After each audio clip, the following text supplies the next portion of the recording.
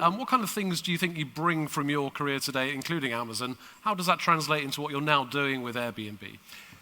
Well, certainly, I spent almost 19 years at Amazon, so I saw it grow from a relatively small business to, a very large business, multinational global business, and they did it fairly quickly. And Airbnb has that same kind of opportunity and challenges. So growth and scale are ones that I really have spent a lot of time on, and particularly helping the teams understand that as we scale, we need to continue to put our community and our customers first.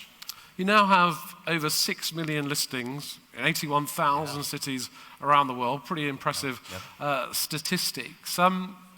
But you're kind of at a crossroads, really, or maybe you're moving across that road, but you're kind of changing the way you work. You're not just going to be a property platform in the future, are you? Well, what we really feel the platform is a platform for magical travel. And by magical, I mean providing a unique, authentic, local experience. And certainly our community has allowed us to do that. When I talk about that first stay in that apartment, when the founders took their guests through a tour of San Francisco, they were providing a unique experience.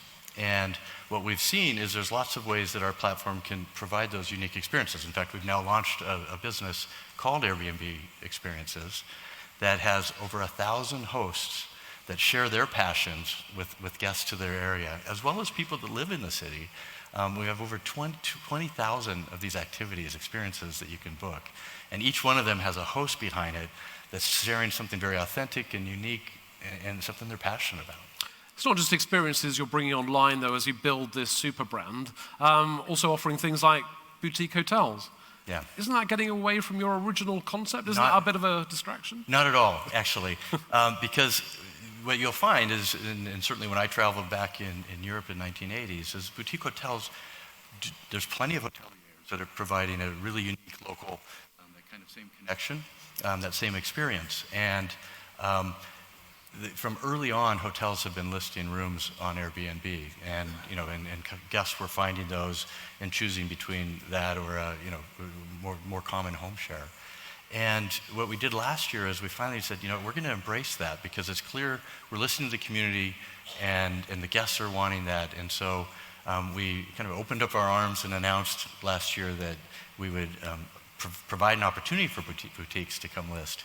But a boutique hotel is not an authentic experience in someone's apartment, is it? Well, very much is. The ones that we're actually catering to are providing, you have unique rooms, they have a certain design aesthetic, they're connecting you to the community, they're providing those same kind of recommendations, they have a host that's providing hospitality. And so since we announced that, our phones have been ringing off the hook.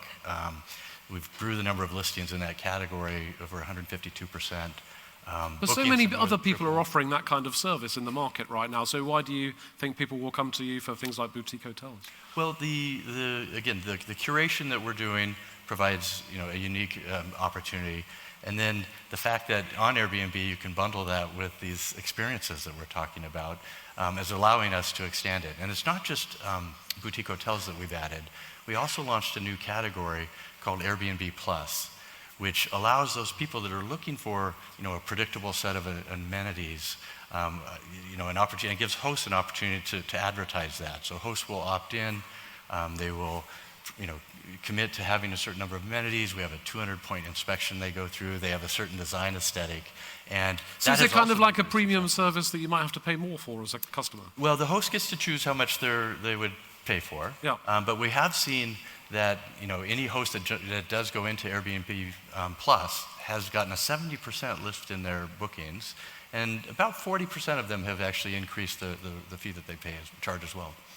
How do you reassure potential customers, that where they're going to stay is safe, the hosts are legitimate, and everything will go according to plan? Well, the beauty of the product is people love it. This month, actually, we're going to welcome our 500th millionth guest arrival. So that's just 500 million guests will arrive. So clearly the product is working, people love it. And so we have lots of technology that's helping to make sure that we're providing safety and security. We also have a call center that's always available if something goes wrong or to help. But the biggest thing is the reviews. The rich reviews that customers and guests and hosts are providing for each other is a real foundation. And one of the things about the platform is that we have over 70% of our guests are leaving reviews. So you can really quickly understand exactly the type of experience you can expect with one of our hosts.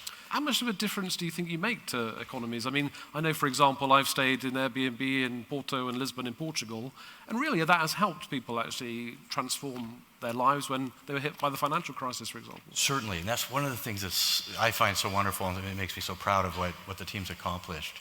70% of the listings that we have are outside of any kind of traditional tourist area or hotel district.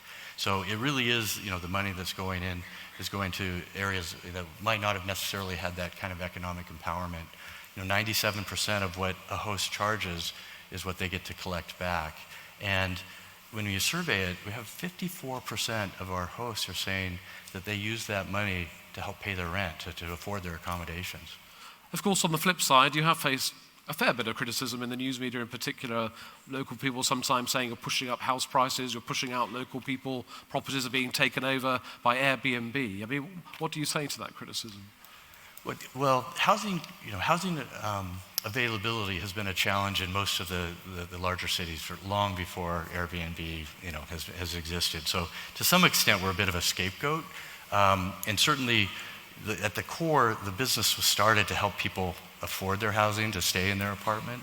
And we continue, all the numbers I see that that's exactly what we're doing. We're helping our hosts actually afford the homes they're staying in. How are you tapping into technology to reach customers now? Because competitive environment, right? Yeah, I mean, at the core, our business is a technology platform from a standpoint of the online activity.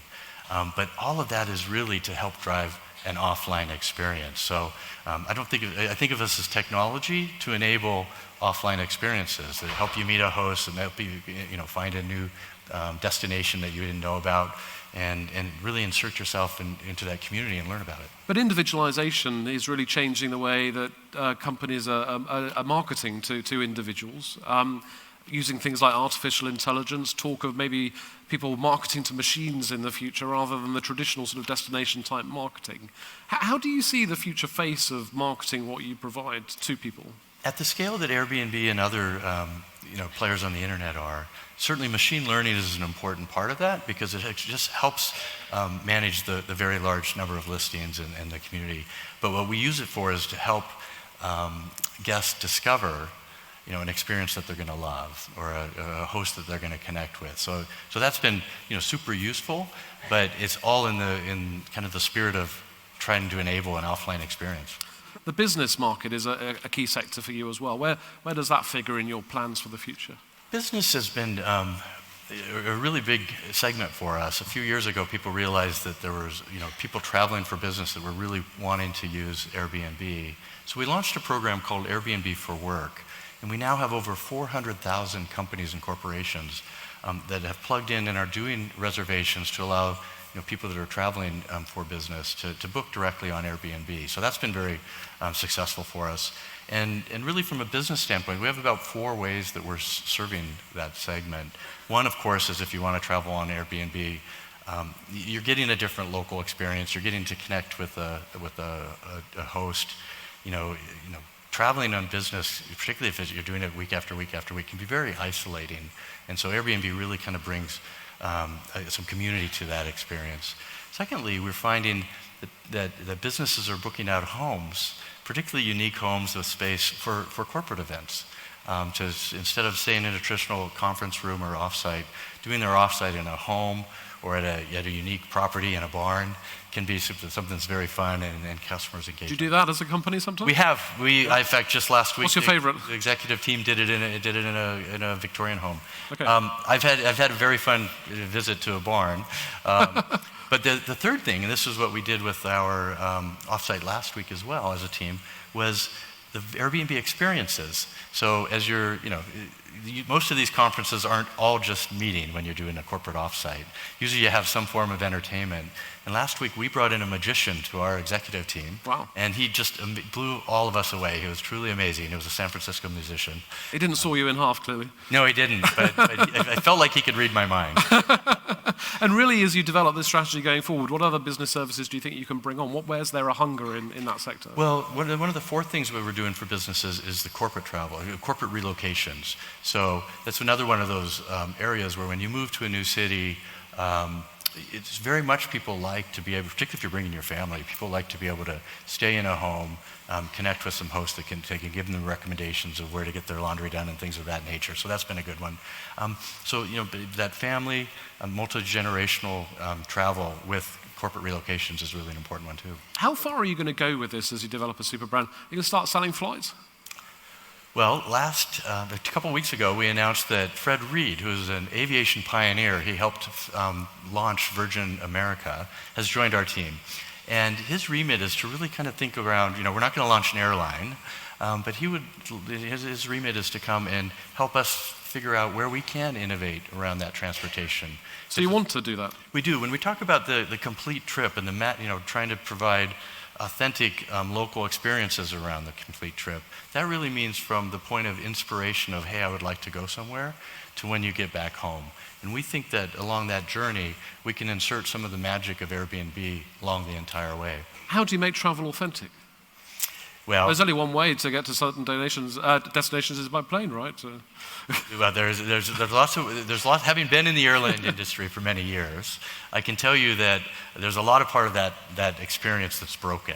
Okay. There's lots of opportunities to try to make that more pleasurable and more seamless. And so that's what Fred's joined us for, is to find those areas on the edges where we can really sprinkle in some Airbnb magic. Airbnb Airways on the horizon?